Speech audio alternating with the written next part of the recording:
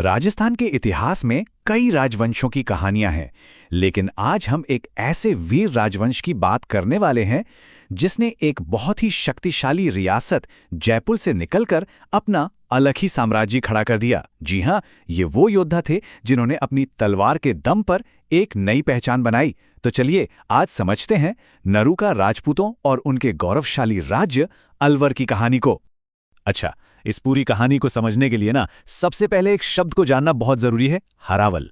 इसका सीधा सा मतलब था जंग के मैदान में सेना के सबसे आगे रहना, सबसे पहले दुश्मन का सामना करना।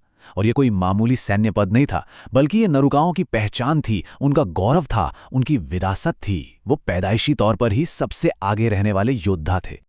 तो सवाल यही उठता है कि जो वंश हमेशा सबसे आगे रहकर दूसरों के लिए लड़ता था, उसने आखिर शासक बनने तक का सफर तय कैसे किया? कैसे हरावल में लड़ने वाले योद्धा एक ताकतवर राज्य के मालिक बन गए?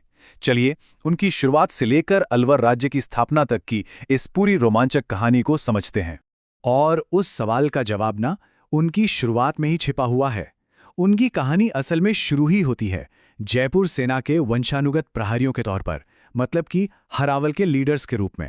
तो देखिए, नरोकाओं की जड़ें राजपूताना के सबसे बड़े और प्रतिष्ठित राजवंशों में से एक यानी आमेर, जिसे आज हम जयपुर कहते हैं, उसके कछवाहा वंश से जुड़ी हैं।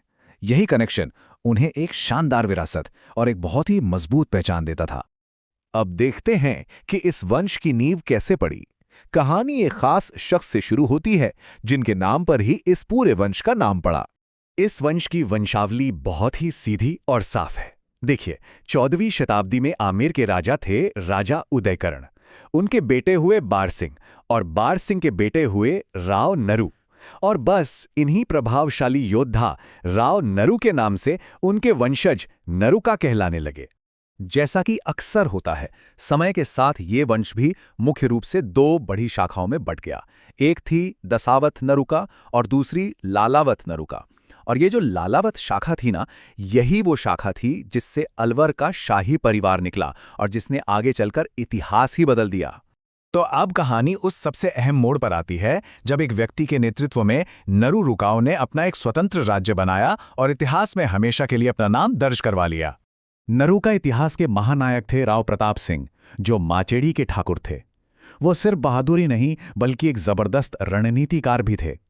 उन्होंने उस दौर की राजनीतिक उथल-पुथल, उस अराजकता में एक मौका देखा और अपनी किस्मत खुद लिखने का फैसला कर लिया। ये साल 1775 नरूका इतिहास में सुनहरे अक्षरों में लिखा गया है। यही वो साल था जब राव प्रताप सिंह ने आधिकारिक तौर पर अलवर राज्य की नींव रखी। एक ऐसा राज्य जो उनकी हिम्मत और उनकी दूर की सोच का प्रतीक बना। और उनकी स्ट्रैटेजी कितनी साफ थी वो यहां दिखता है।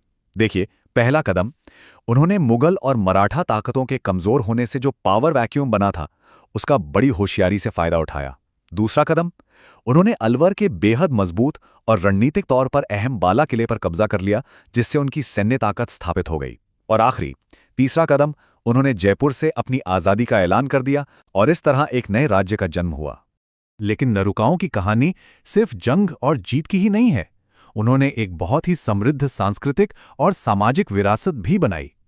चलिए जरा उनके इस पहलू पर भी नजर डालते हैं। उनकी पहचान सिर्फ तलवार से ही नहीं बल्कि उनकी गहरी आस्था से भी थी। वे अपनी कुलदेवी जमवाय माता के बहुत बड़े भक्त थे। साथ ही वे कला के भी बड़े संरक्षक थे और उन्होंने चित्रकला की एक बहुत ही खूबसूरत उनियारा शैली को खूब बढ़ावा दिया। उनियारा और माचेड़ी उनके ताकत के मुख्य केंद्र थे और उनकी पहचान उनकी आन बान और शान से थी। राव प्रताप सिंह ने जो नींव रखी थी, उनके बाद आने वाले शासकों ने उसे और भी मजबूत किया। खास तौर पर महाराजा बख्तावर सिंह और महाराजा बन्नी सिंह जैसे शासकों ने अलवर को न सिर्फ एक सैन्य शक्ति बनाए रखा बल्कि उसे कला, साहित्य और संस्कृति का एक बहुत अहम केंद्र भी बना दिया। तो आखिर में नरूका राजवंश की इस पूरी कहानी से क्या विरासत मिलती है? चलिए उनके असर पर एक आखिरी नजर डालते हैं। मतलब संक्षेप में कहें तो नरूकाओं का सफर वाकई में असाधारण था। वो जयपुर सेना के हरावल दस्ते से उठे और अपने दम पर एक आजाद रियासत के शासक बन गए। ये कहानी हिम्मत, सही रणनीति और अपनी एक अलग पहचान बनाने की जिद की है। और ये कहानी हमें एक बहुत बड़े सवाल पर लाकर छोड़ती है कि भले ही आज रियासतें नहीं रहीं, पर इन जैसे योद्धा शासकों की कहानियां आज भी किसी जगह की पहचान, उसकी संस्कृति और उसके लोगों के गौरव को कैसे जिंदा रखती हैं और उसे आकार देती हैं।